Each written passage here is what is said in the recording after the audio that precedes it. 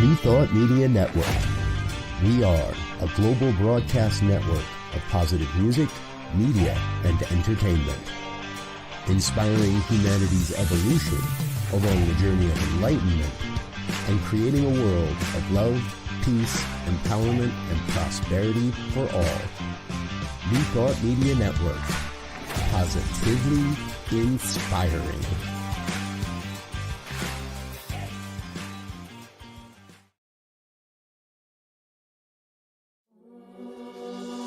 Free my mind, open my heart with the whispers of truth. To live a conscious life, to live a conscious life on the growing edge. On the growing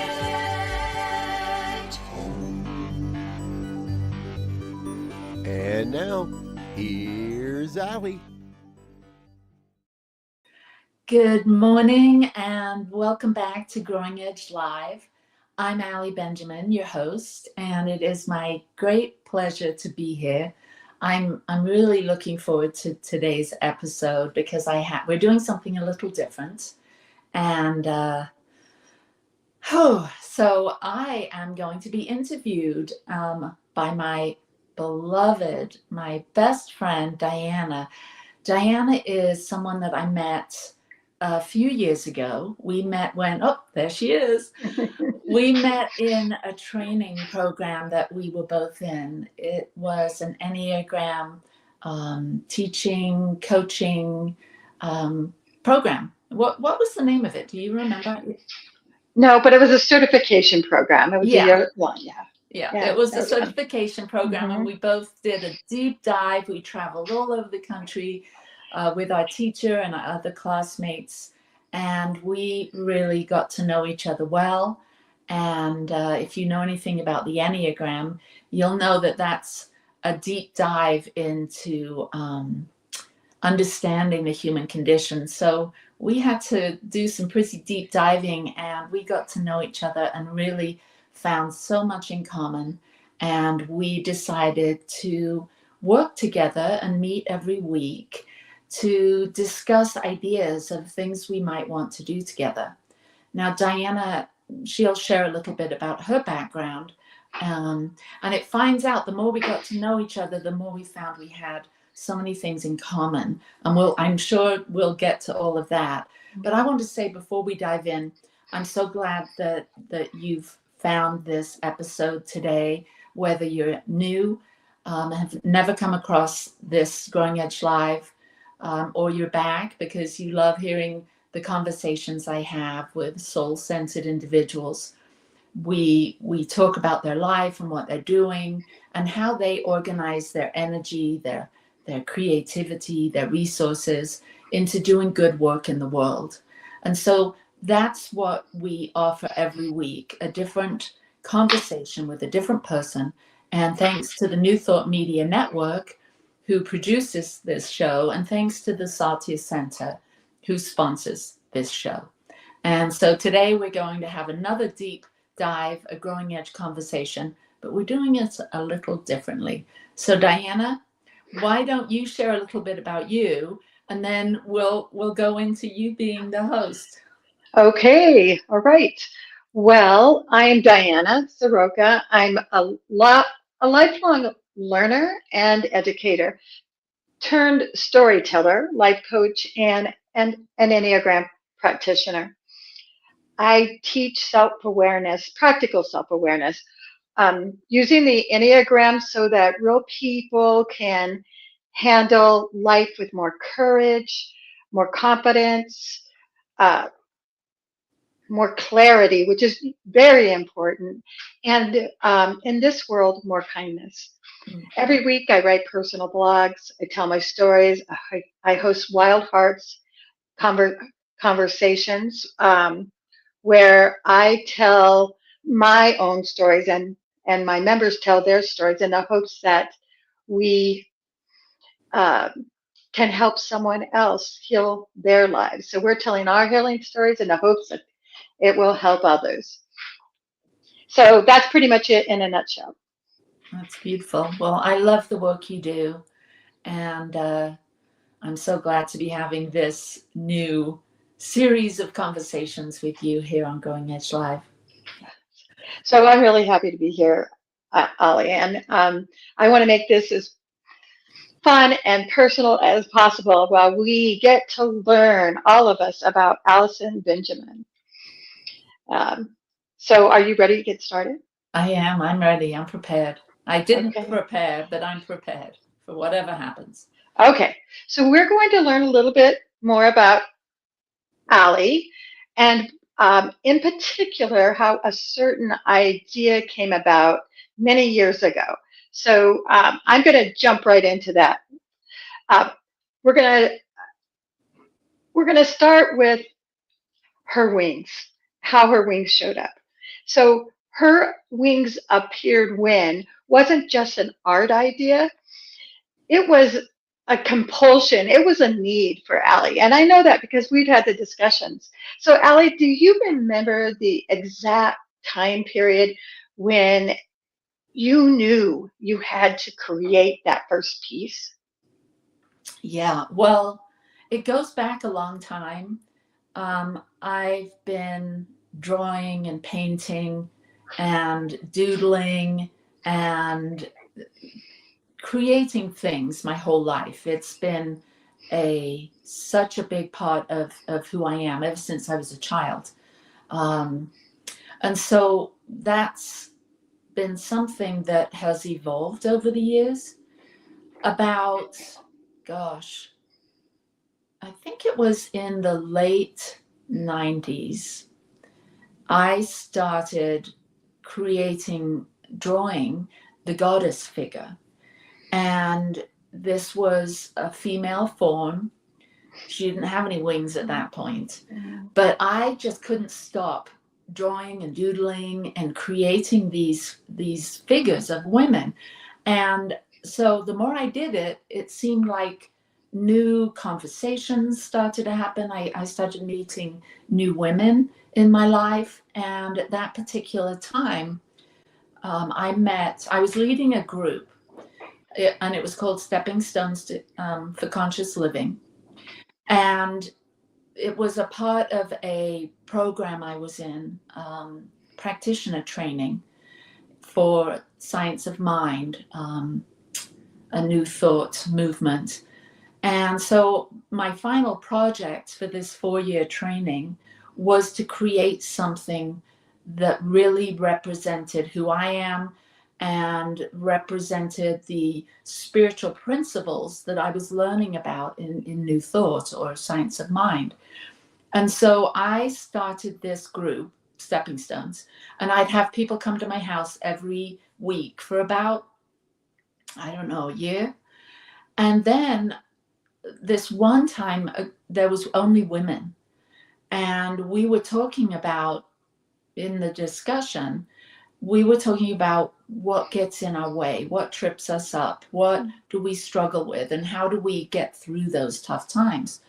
And out of that, this group of women started to grow.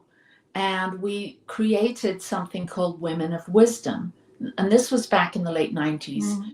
And we put on a women's retreat. And it went on for several years. And it was a long weekend. It was like a Friday, Saturday, Sunday. And so women would get together. We had, I think, like 40 different presenters and workshops, and it was overnight, and there were vendors, and there were outdoor like ropes courses. And I mean, it was like a really big thing. Yeah. And so I met a lot of people over that time. We had the vagina monologues come up from LA and come and speak. We had some like really shamans come and do soul retrieval. Anyway, I ended up, that was in Big Bear Lake in Southern California. And I ended up moving from Big Bear to Utah. And it was during that time that I had to step away from that group. But they had invited me to do artwork for the annual retreat. And so I created these goddess figures to support this movement of Women of Wisdom. And so that just opened up this. I would go to farmers markets selling little wire goddesses with beads, and I would draw little greeting cards. And eventually when I got to Utah, it really expanded. I stopped just drawing them with colored pencils and started painting them. And so that happened for several years. Gosh, I think 15 years. I was painting the goddess with no wings, but I started doing gallery shows and actually framing my art, creating giclées and prints, and my art's been sold around the world, and mostly in this country and in England, but I know it's gone to a few other countries. And so I also started writing poetry at that time to go along with the goddess figure. And she was all about it. Was, as I look back now, it's been 25 plus years, it was really me painting myself and women and what we stood for and what difficulties we have and how we transcend those.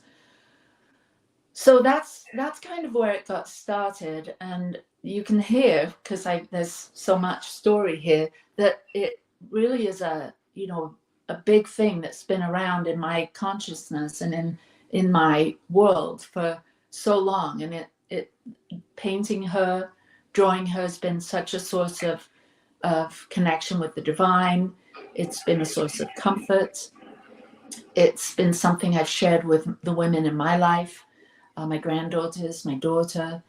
And during COVID, the lockdown, my husband and I were living in Big Bear Lake again. We were sharing our time between Utah and Big Bear Lake. And I was the senior spiritual director of 2 centers, one in Big Bear and one here.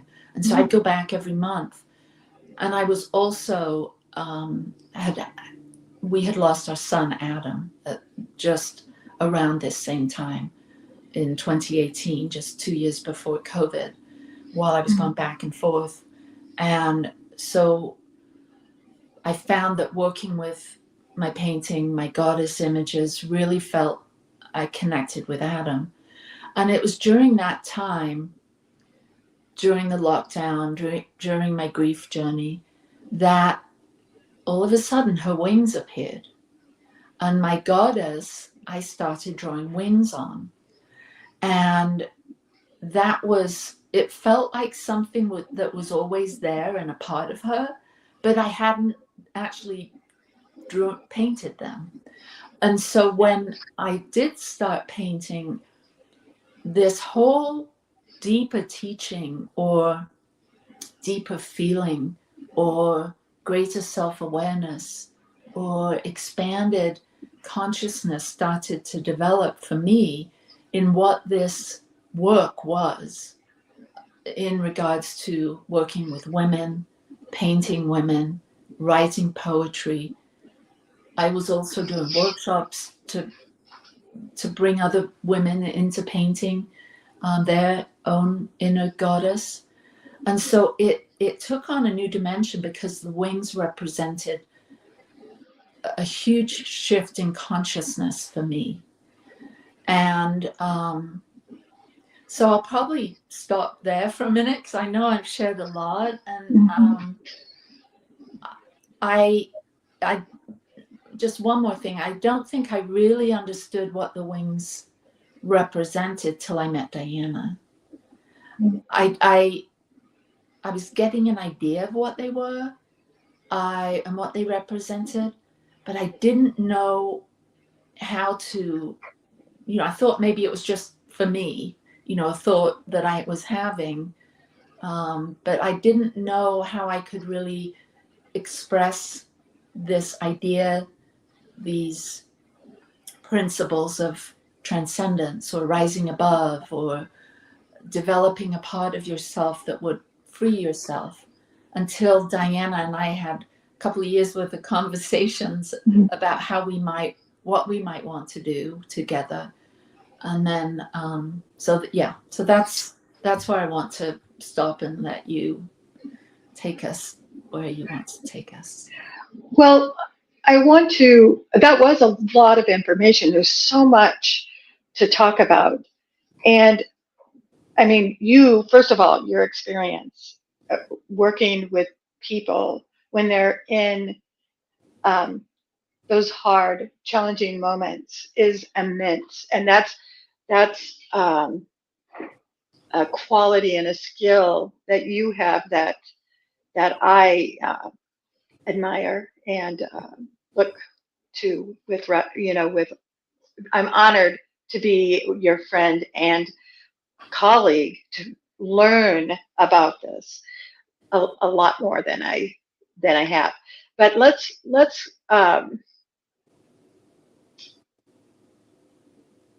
talk a little bit more about your personal journey through this, because what I'm getting and what I know is that this is deeply personal to you. You're talking about what you did with others and you touch on yourself. This was very personal. Your goddess is part of your heart and soul. And so I want to go a little deeper with that. Like you touched on it. You said, you said that you were going through some things at times. And when you look back at that whole process and where this was coming from, we know that it was coming from your life experiences. We've heard that there were some very, very hard times.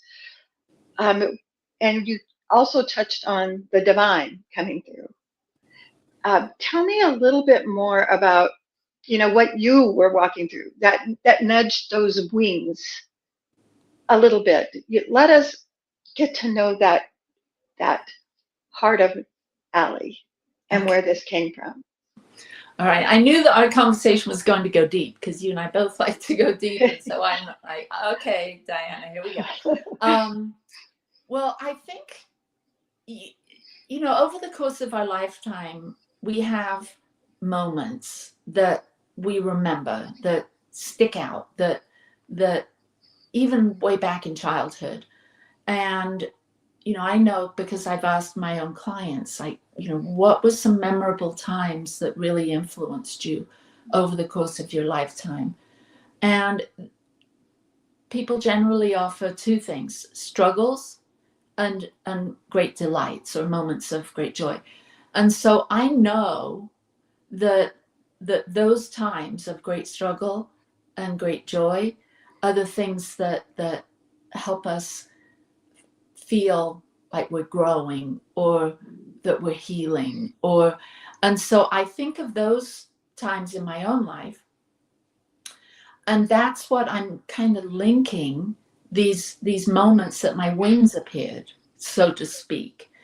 And so for me, my first big moment when like something like huge happened, like, was when I was 5 years old. I always had this feeling prior to that and after that somehow I didn't fit in to this world. I felt like maybe I'd landed on the wrong planet. Mm-hmm. And so maybe I, did have wings before that because I had, landed here.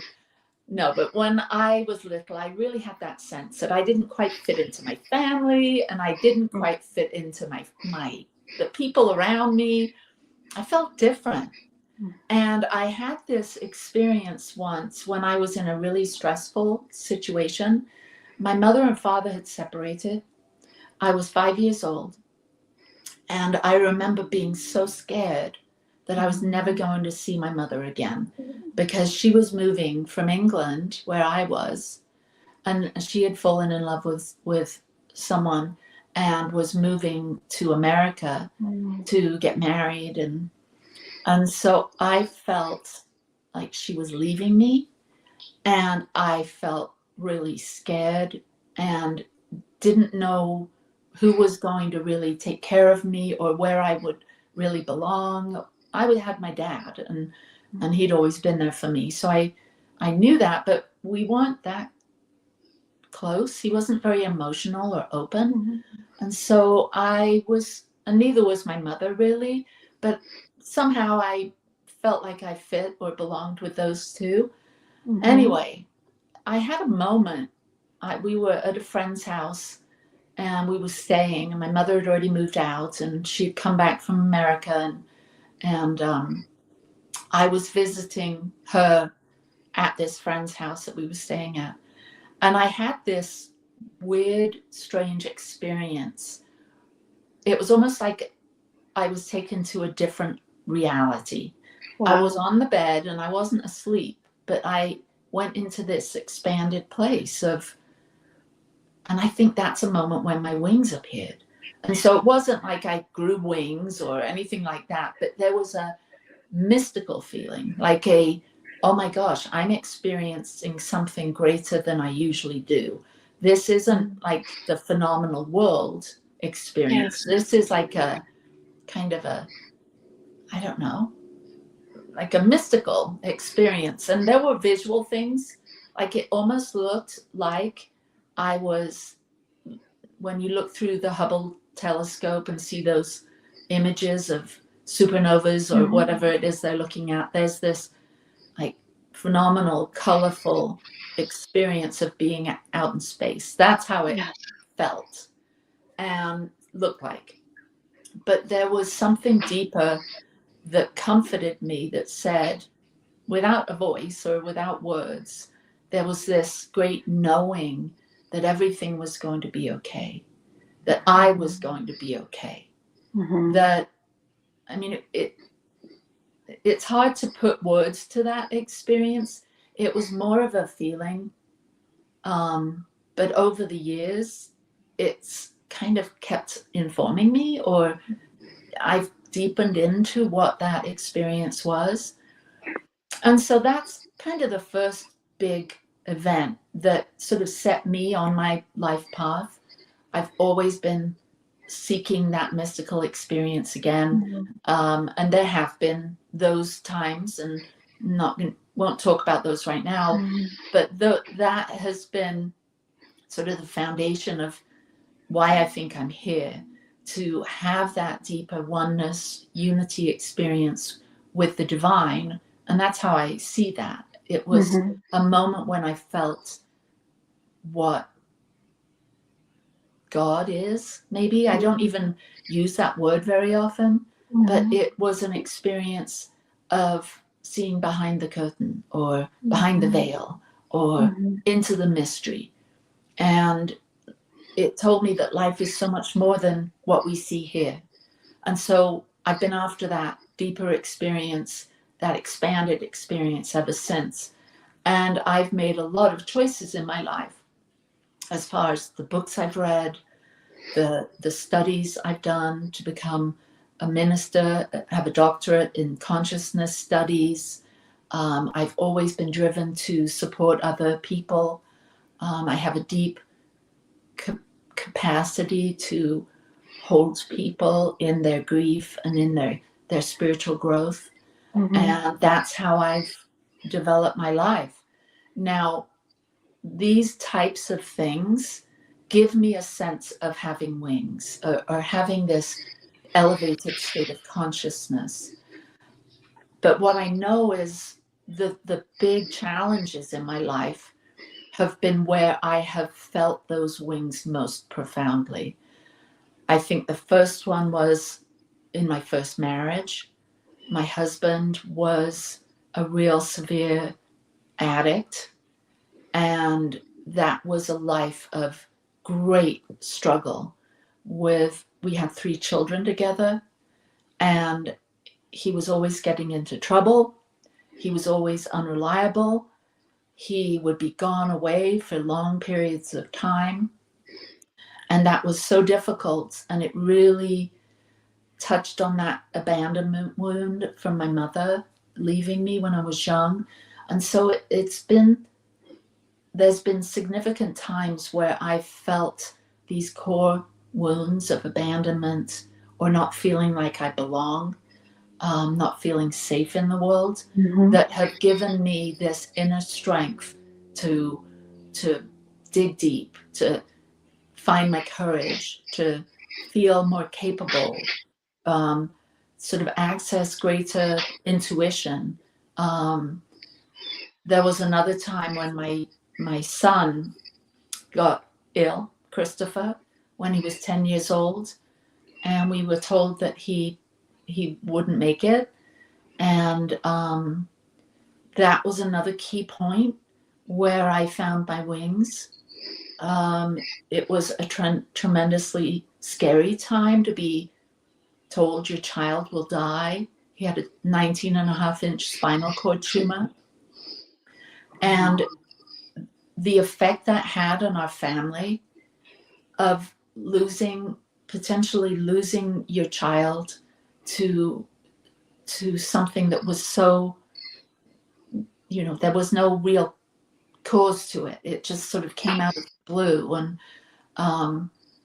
he was 10, my daughter was 12, and my son Adam was 13 at the time. And it was just really hard. He was in the hospital for 2 years. And I would say that period of 2 years, we got through it as a family. Christopher survived. It was miracle after miracle after miracle. We flew all over the country finding just the right doctors. And so there was a lot of things that occurred that were, I would say, miraculous. But the growth that we did as a family and the strength that we got from our spiritual community during that time was phenomenal. And I really tie that in to this whole journey of personal growth, of meeting the moment with knowing certain principles, like the law of cause and effect. There's so many things that helped us get through that. And that's what I share with people, with clients. And this whole movement of Her Wings Appeared is how to rise up, how to meet the moment when the rug gets pulled out, when things go terribly wrong. And so there's been other times that have, promoted this feeling of expansion, of being able to rise above. But those, I think, for now, are two that really helped me, helped my family, helped us heal, helped us find the support we needed, and helped us turn every challenge into a growth opportunity, turn everything into something that really, as I think of it now, I feel like we've always, as a family, been able to move through things, even the hardest of things, with a great deal of faith and trust and confidence. And so I think the wings really represent to me qualities that we have, all of us have, that maybe we don't have constant, steady access to because we lose sight. But when we come to an edge, that's when our wings appear. Yes. And that's really the story. Yeah, and I love that story, and I was wondering about the wings. We don't always, our wings are not always out. No. And so if you're sitting there thinking, oh my gosh, I'm not a goddess with wings, I do this, I mess up all the time, I make some wrong decisions, that does not mean that you don't have wings. Right? Exactly. Yes. Yeah. So, we are right at the bottom of the hour. We're going to take a really short break, and then Diana and I are going to come back and talk about, when the wings aren't there, how does it feel, and what do we do? Yes. Okay. See you in a minute. All right. We'll see you in a minute. Please help us say thank you to our organizational sponsors, including the Hefferland Foundation, Affiliated New Thought Network, International New Thought Alliance, Science of Mind Archives and Library Foundation, Center for Spiritual Living Denver, Center for Spiritual Living Midtown, New Thought Philadelphia, Planned Happiness Institute, Summit Center for Spiritual Living, One Heart Retreats, Center for Spiritual Living on the Lake, Unity Kitchener, Unity Spiritual Center Ottawa, Om Center for Spiritual Living, Satya Center, Begin Within Ministries, Center for Spiritual Living North Jersey, Unity of Savannah, and the Center for Spiritual Living Seattle, as well as all of our individual donors. Thank you for being part of the New Thought Media Network. Please like, share, and subscribe. New Thought Media Network, positively inspiring.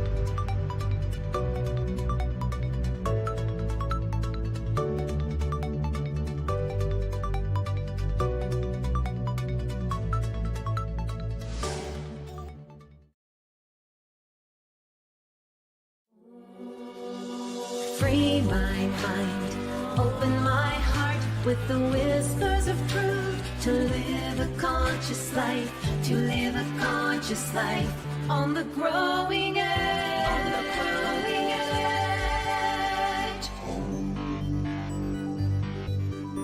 edge. And now, here's Allie.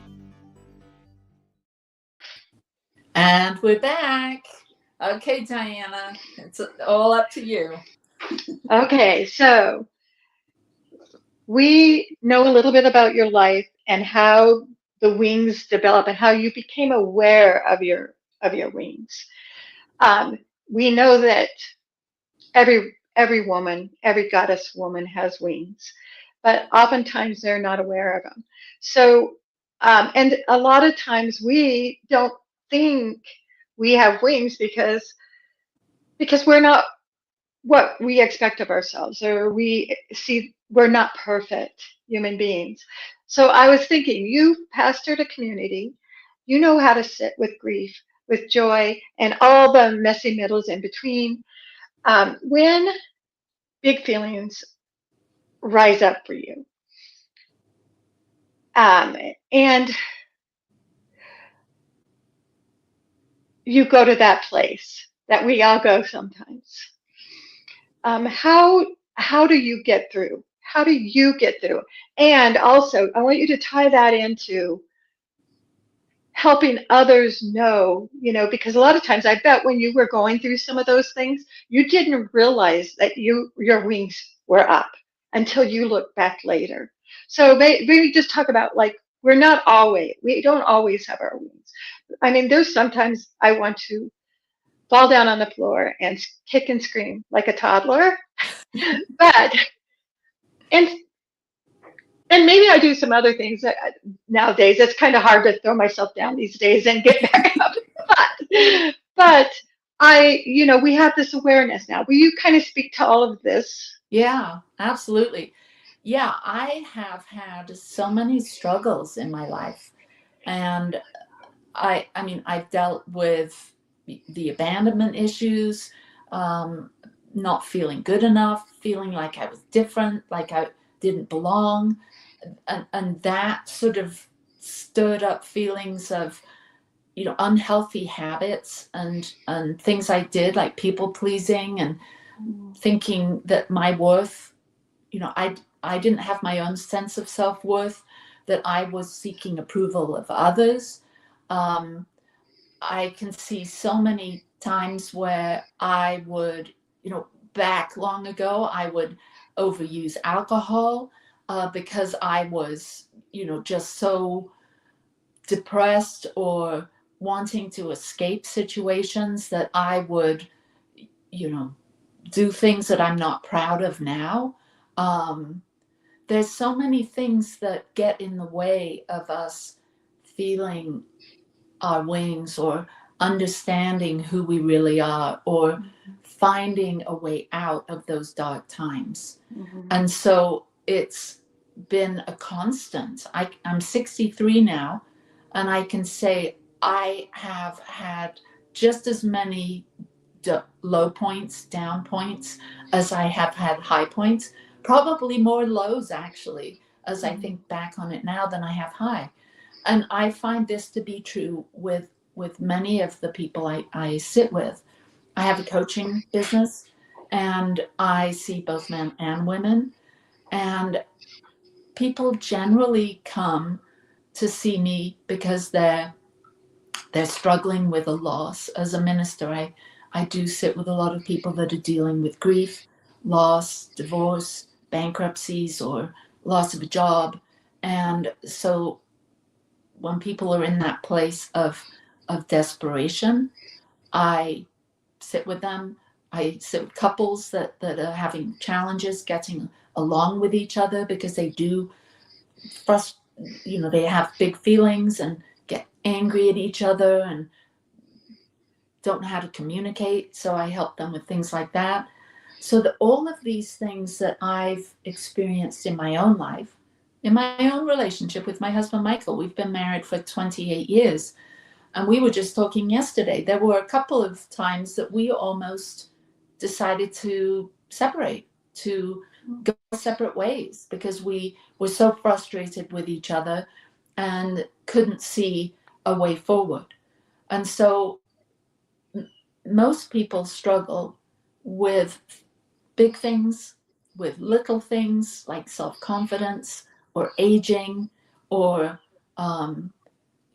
retirement, empty nest when the kids leave. There's moments where we feel really sad and we might turn to alcohol or other addictive behaviors, shopping, overspending, gambling, sex. I mean, there's so many ways that we can try and escape our heavy, big feelings. And this is so common. But when we look at social media, especially social media, we look at our friends, our followers, our, people that we see that come across our feed, and it's usually all the good stuff. We see their happy life with their happy family, with all the fun things they're doing, and it creates a feeling of, why isn't my life like that? What is it with me? What about me doesn't allow me to have that? And so a lot of people are comparing. A lot of people see what's missing in their lives due to the social media. But what I know, because I sit with people a lot, that everyone is feeling the sting of not having the kind of relationship they want with their spouse or their partner or their their children, or that maybe the work they did their whole life is now they're not physically able to do it. And so they're looking to recreate themselves and find a new career, or maybe they're not even looking for a career anymore. They're looking for a way to feel relevant or meaningful. And so they're looking for, how can I reorganize myself and my life? I remember I worked with a group of 90-year-olds, a group of women that had known each other since high school, and they were in their 90s. And I did a workshop with them, and it was to support them in finding their voice now, so that they could look back over their life and reflect and create a living legacy, a story, a new story for themselves that helped them see all the connections they've made over their lifetime, all of the joy and all of the sadness and all of the ups and downs that made their life so rich and beautiful, like a tapestry.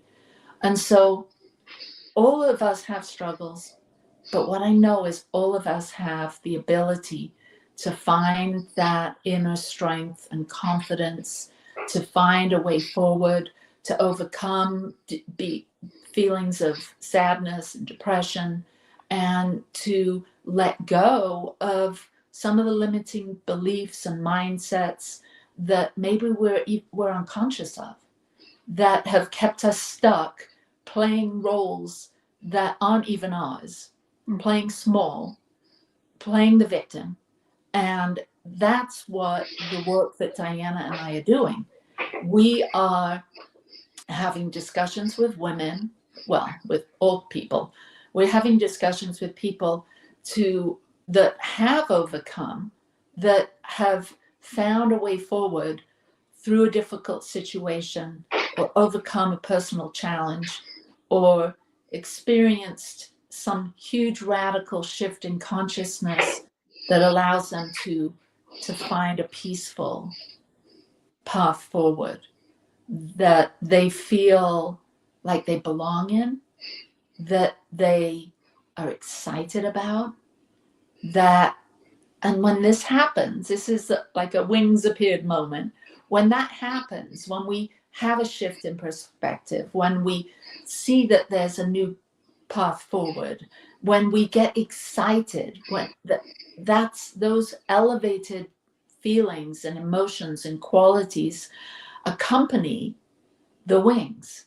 And so it's what we're doing is we're creating art and poetry and stories and books and all manner of things, a community to support each other in maintaining this elevated state where we feel like we're together, we're not alone. We've got a group, we've got a community where we feel seen and heard, and we feel inspired, and we feel like an artist has a muse, something that stokes those creative passions and energies. And that's what this community, that's what this Her Wings Appeared offers to anyone that wants to join us. And we're just at the very green growing edge of this. And so that's, I think, really important to understand that we all struggle. We all have moments of feeling lost, of self-loathing, of not knowing how to get out of a difficult situation, feeling trapped, feeling misunderstood. And we all have the ability to see this for what it is and not settle for it, but to move beyond it, to rise out of it. And that's what Her Wings Appeared means and is becoming. So, Allie, finish this sentence for me. My wings appeared when what is this for you today? Today? Well, I thought back to, we lost my son, Adam, in 2018. And this morning when I was on my walk, I was thinking about this. When did my wings appear? And how did my wings appear when I was in grief? And is that even possible for you to have wings when you're grieving?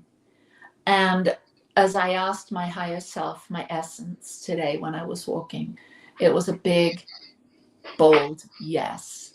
I had wings when I was grieving. And what I realize now about grief is that we don't move beyond grief. We move forward, we move upward in our lives, in our consciousness, in our evolution with our grief. The grief that we hold for someone that we've lost is evidence that we loved. And so, yes, today I can say with confidence, and sometimes with tears, that my wings appear when I'm grieving. My wings appear when I'm feeling that rush of energy when I think of a new art project I want to paint. My wings appear then. My wings appear when, even now, what used to happen when I would be confronted with a difficult conversation with my daughter or my husband or my mother or my sisters or anyone that's close to me, I used to feel like frozen. Like, I can't have this conversation. I don't know what to say here. I feel like this shriveling of my wings because they pointed a finger at me, or they accused me of something, or they were asking something that I wasn't willing to give. All of those times have given me that feeling of my wings shrinking. Well, today I can sit in the fire, so to speak. I can lean into having a tougher conversation with my mother, my sister, my friend, my husband, my kids, my grandkids, and feel a sense of, I'm okay. It's not the end of the world here. Me saying, saying no gives me that feeling that my wings are here. Like, it doesn't make them feel like they've disappeared. It makes me feel more confident to sit in those moments where that little part of me, that fearful, wounded child part of me, feels like she doesn't have any wings and she's stuck. That's changed. That has changed. Now I feel more present. I feel more okay. And nothing looks different on the outside. It's all this inner feeling of wings, of strength. So it sounds like when you have those hard conversations, and you're saying no, it's because you're standing in your truth. Yes. You're being true to yourself, not just saying no to someone. It's this honest, pure essence of who you are is being communicated to another, and not being held back because you're fearful of what your words might do. Exactly. Yes. Yeah. Yeah, that is powerful stuff there for sure. Very powerful. I wanted to, before we get off of here, I have to bring in the Enneagram because that is a big part of how we center ourselves and know ourselves. It's been a connection for us to help us understand ourselves, each other, and everybody else in our world. So, I know you use the Enneagram as a tool in your coaching, and without typing anyone else, I want you to. I want to know, how did seeing your own patterns shift your own creative healing? So, what changed, like in your art, once you noticed, your stress habits and your strengths more clearly? Mm-hmm. Like, how did it affect your creativity? Yeah. So, well, within the Enneagram, there's nine different types, and I'm a type 4. I lead with a type 4, and type 4s can be really experience a lot of sadness and misunderstanding, and we struggle with this feeling of discontent, like there's something missing, and that maybe the grass is greener elsewhere, that those people over there, they seem to have more fun or more joy, or they've got better relationships, or I don't know, they've figured it out somehow. Well, this was all going on. First of all, I did not think I was a type 4. I didn't think I had this issue. I didn't think that I felt like something was missing. But the more I got into it, I realized that that's a theme. That really is a theme that shows up for me again and again, this feeling of discontent. And so once I read this in these books, it was like, oh my gosh, these people, they have somehow figured me out, and there it's on a page for lots of other people just like me that struggle with these same issues. And this seems to happen with all 9 Enneagram types. It becomes very clear that there's certain patterns that we struggle with. And so once I figured out, okay, I'm going to admit to myself, I do have this feeling like there's something missing. And what that did was keep me in this place of waiting for something better. Like I got addicted or habituated to thinking I needed something better or something more or something that was missing in order to feel okay, in order to feel like I'd found myself or I'm living my best life, or like it was this constant like on edge feeling that I was missing something. So once I saw this and started working with it, and a lot of the way I do my spiritual practice, I meditate every day, I go for a walk every day, I paint every day. And so these are the ways I connect with that deeper part of me, that God part of me, my essential self. And those things shifted. My walks became more delightful. Like I would like see more beauty as I was walking outside. I would feel like more connected to my environment. I would enjoy my meditations more. I had less like busy monkey mind and more like clear, peaceful moments of omnipresence or deep connection with God, with life. And then in my arts, that's when her wings appeared, because I stopped this pattern of feeling like there was something missing. Yes, I love that, because it's like this tool is an objective way of looking at oneself and just reviewing and being aware. And it's not threatening. It's just, check this out. And nobody else knows but you. You're just looking at yourself. I love it. It's amazing. Yeah, it was beautiful. All right. So I wanted to just ask you, you brought up that we're going to do a project together in the future, right?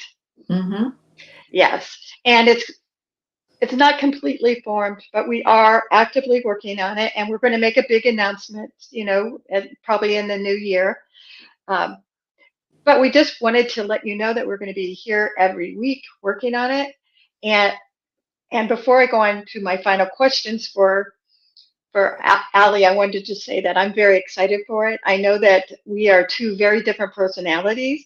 We get along great. We question one another, and I am so looking forward to working with you, Allie. And I know that whatever we create together is going to be amazing. So now let me go on to my kind of a lightning round with you, if that's all right. Yeah. All right. We've got 3 minutes, I think. So we've got okay. time. All right. A song that you put on to remember who you are. A song that I put on. Well, I love that song, This Girl Is on Fire. Oh, yes, that is fun. Yes.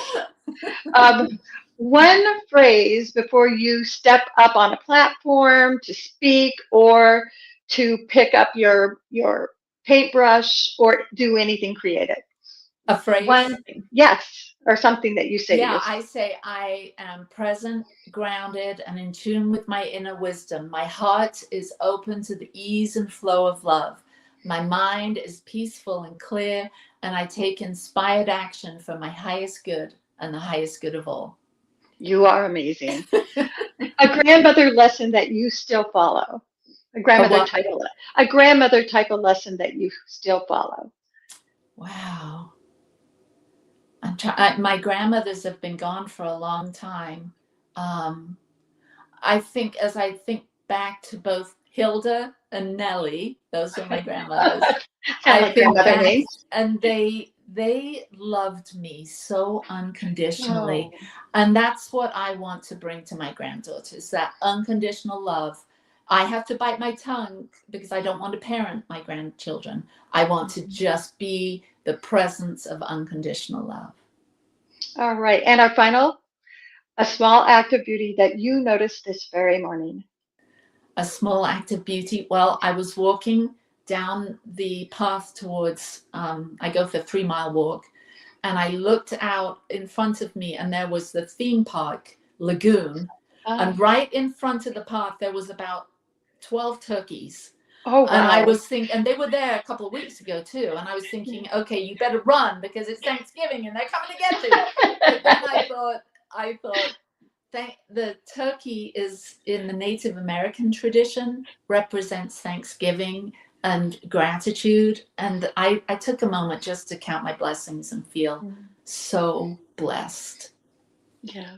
Well, that's beautiful. I really appreciate being here today and getting to ask you some questions and listen to your story of life. It's just, it's intriguing. And I love your honesty and your wisdom. Yeah. Thank you, Diana. It's been really fun. It's been a little scary, but really fun having this conversation. I'll interview you next time. I think we'll do it that way. Oh, yeah. Fun. All right. Well, thank you, everyone. Thank you for your love. Thank you for donating to the Satya Center and making this podcast possible. And thank you to New Thought Media Network. And we'll see you next week here at The Growing Edge. Mwah. Bye. Thank you. Free my mind, open my heart with the whispers of truth. To live a conscious life, to live a conscious life on the growing edge.